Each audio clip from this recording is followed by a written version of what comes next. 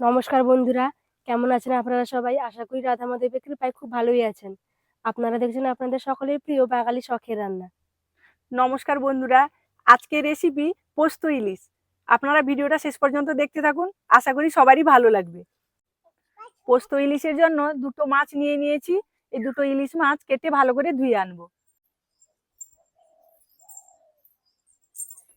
কি করে রান্নাঘরে এলে না কিরিনি? হ্যাঁ, মাছটা ভালো করে কেটে ধুয়ে এনেছি। এবার পরিমাণ মতো লবণ আর হলুদ গুঁড়ো দিয়ে দিলাম।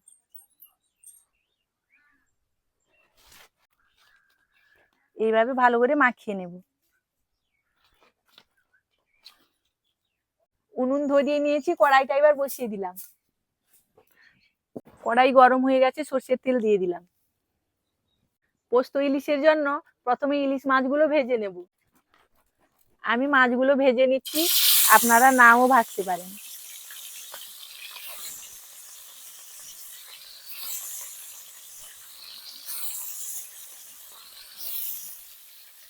এবার মাছগুলোকে উল্টে দেব। এইভাবে উল্টে পাল্টে হালকা ভাবে ভেজে নিব।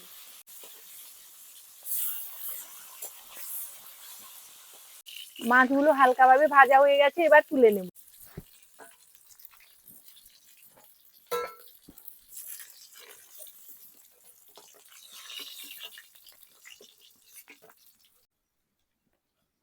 মিডিয়াম সাইজের মাছ, কিন্তু বন্ধুরা তেল খুব বেশি বেরিয়েছে,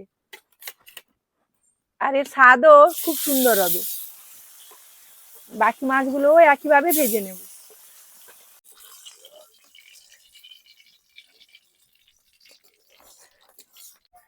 দু চামচ সাদা সর্ষে বাটা নিয়ে নিয়েছি। এবারে এতে অল্প জল দিয়ে দেব। একটা ছাঁকনির সাহায্যে ভালো করে ছেঁকে নেব।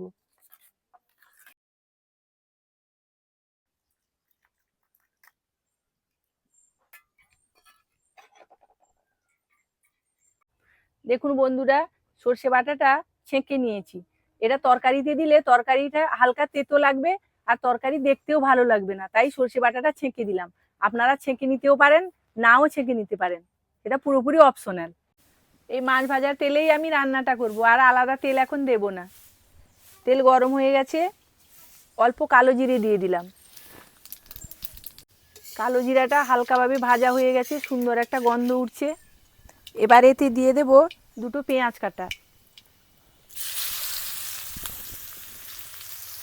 আপনারা চাইলে দিতেও পারেন, নাও দিতে পারেন, আমি একটু আলাদাভাবে রান্না করছি। পেঁয়াজগুলো লাল লাল করে ভাজা হয়ে গেছে। এবারে কয়েকটা কাঁচা লঙ্কা দিয়ে দিলাম, চেরা কাঁচা লঙ্কা, আর সঙ্গে দিয়ে দিলাম 4টা শুকনো লঙ্কা। দিয়ে এদিক ওদিক একটু নাড়াচাড়া করে নেব। হাফ চামচ কাশ্মীরি লঙ্কার গুঁড়ো দিয়ে দিলাম। হাফ চামচ থেকে কম হলুদ গুঁড়ো। 2 চামচ পোস্ত বাটা।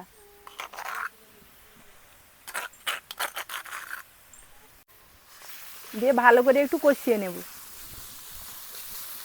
ভালো করে একটু এদিক থেকে এদিক নাড়াচাড়া করে নিয়েছি। এবারে সর্ষে বাটা জলটা দিয়ে দিলাম, আর অল্প জল দিয়ে দেব।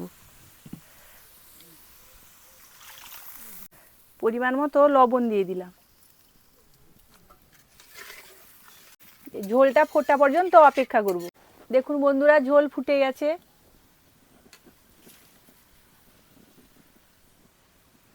এবারে ভেজে রাখা মাছগুলো দিয়ে দেব।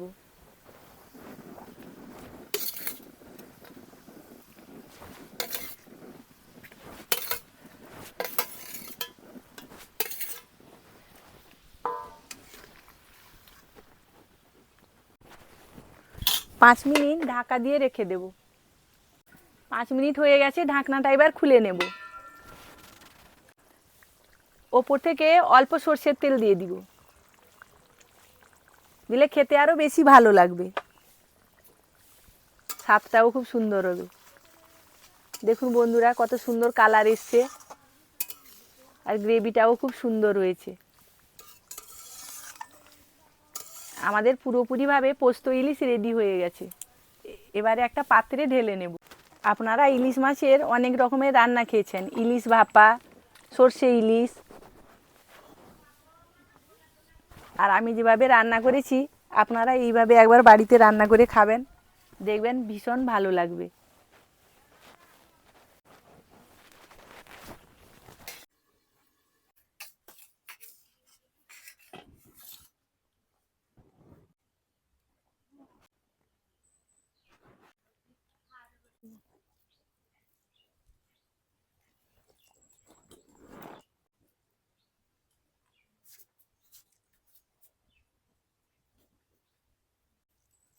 মা, পোস্ত ইলিশ কেমন হয়েছে? খাও, দিয়ে বলো কেমন লাগছে খেতে।